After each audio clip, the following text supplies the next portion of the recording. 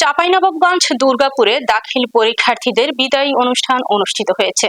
বিস্তারিত থাকছে শাহরিয়া শাহাদাতের প্রতিবেদনে।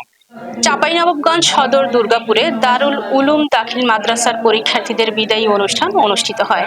শনিবার অত্র প্রতিষ্ঠানের সম্মেলন কক্ষে দাখিল পরীক্ষার্থীদের বিদায়ী অনুষ্ঠান অনুষ্ঠিত হয়। বিদায়ী অনুষ্ঠানে অত্র মাদ্রাসার সভাপতি আবুল কালাম শামসুদ্দিন সভাপতিত্ব করেন।